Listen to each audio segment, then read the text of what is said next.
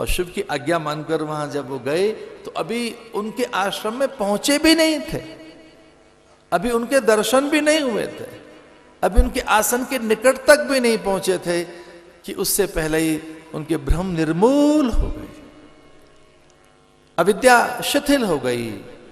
चूंकि वह अहिंसा, संयम, सत्य, अस्तेय, ब्रह्मचर्य इनका साधन है। जहां यम नियम नहीं है वहां अध्यात्म बहुत दूर खड़ा है।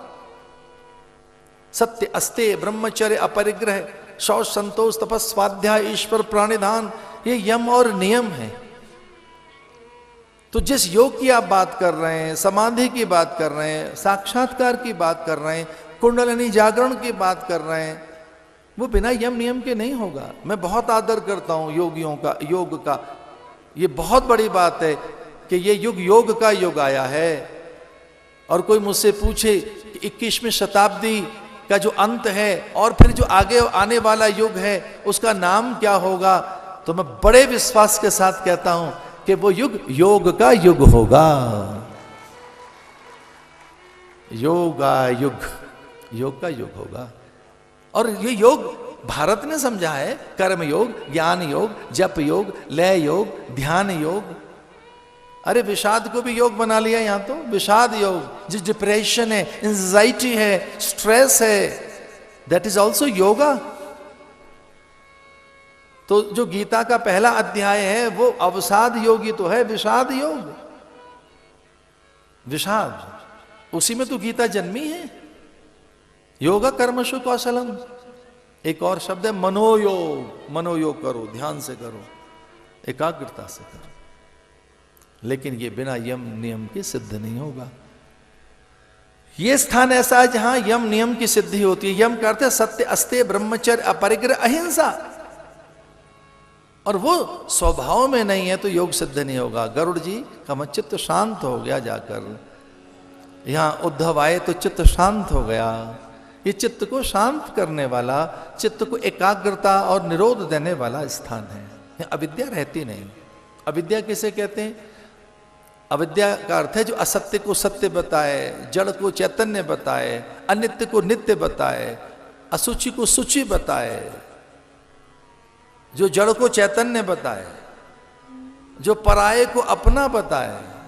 अरे ये शरीर भैया पराई चीज है, अपनी नहीं है, जोड़ तोड़ करके मिली है, ये जड़ है। अविद्या का अर्थ है जो अनित्य को नित्य बताए, जो अनित्य है उसे नित्य बताए, जो झूठ को सच बताए। ये अविद्या नाश होती है। यहां भ्रम का नाश होता है, भय चला जाता है। भय का निवारण इसी स्थान पर होगा, कथा में। और कोई मुझसे पूछे कथा का अर्थ क्या है, तो भैया जो सारी व्यथाओं का शमन करे वो ही कथा है। हमारा जीवन आज सुगम बनाया है तो एक पंक्ति में एक नई बात सुनो। साधन अनंत हैं, साधन अनंत हैं, पर असंतोष भी अपरिमित है। असंतोष भी अपरिमित है। तो साधन तो बहुत आ गए, संतोष नहीं आया, तृप्ति नहीं आई, समाधान नहीं आया, सिद्धि नहीं हुई, सहज नहीं हुए, रस नहीं मिला, शांत नहीं हुए, स्वभाव में नहीं लौटे। क्योंकि वो जो था श्रम बाहर का है। विज्ञान ने क्या प्रयोग किया? विज्ञान ने हमें समय दे दिया, पर समय का लाभ कहां हुआ? और व्यस्त हो गए हम तो। 100-150 साल पहले बैलगाड़ी से चलने वाला आदमी आज शटल में बैठा है। 100-150 साल पहले किस तरह से समाचारों का आदान प्रदान होता, संवाद किस तरह से जाते घुड़सवारों के साथ। वो यद्यपि वायु वेग से दौड़ने वाले अश्व, लेकिन 2-3 दिन में ही तो पहुंचते होंगे किसी प्रदेश में। कश्मीर से घोड़ा दौड़े और कन्याकुमारी तक संदेश देने के लिए तो कितने दिन लगेंगे? रेलगाड़ी भी 3 दिन ले लेती है, तो अश्व कितने दिन में दौड़ते होंगे? पर विज्ञान ने आज प्रयोग किया है। संचार सहज है, सूचना की तकनीक ने, संवाद ने त्वरित और गति ली है। त्वरित 7 समंदर पार क्या हो रहा है खेल के मैदान में, आप यहां देख तो रहे हैं। तो दिया क्या विज्ञान ने? समय दिया आपको, एफिशिएंसी दी विज्ञान ने। पर समय का दुरुपयोग हुआ, समय का लाभ नहीं लिया गया। इतना समय दे दिया गया है फिर भी आप व्यस्त हैं। और निठल्ले निखट्टू पता है क्या कहते हैं? हम बड़े बिजी हैं। जो बिल्कुल निठल्ले हैं उनकी भी जिह्वा पर एक सहज शब्द रहता है, हम बहुत व्यस्त हैं। अरे भैया किसमें व्यस्त हुआ? व्यतिक्रम। तो उद्योग बाहर है, भीतर नहीं है। वो श्रम बाहर हुआ है, अपने पास नहीं, आंतरिक धरातल पर नहीं हुआ। तो साधन तो बहुत हाथ लगे, पर असंतोष है, अतृप्ति है, अस्वीकृति है, अमान्यता है, भीतर में हलचल है। ये तप उद्योग है। बिना इंद्रियों को साधे आप प्रसन्न हो नहीं सकते। विज्ञान तृप्ति में लगा है इंद्रियों को संतुष्ट करने के लिए, लेकिन बिना संयम के इंद्रियां शांत नहीं होंगी।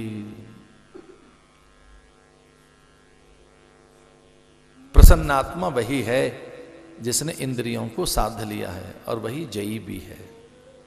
तो ये स्थान इंद्रियों को साधने के लिए स्थान है, ये तप के लिए स्थान है।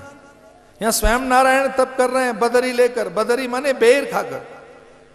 ये जो बदरिकाश्रम नाम है, जो भगवान का बदरीनाथ नाम है, ये जो बदरी शब्द है, बदरी बेर को कहते हैं।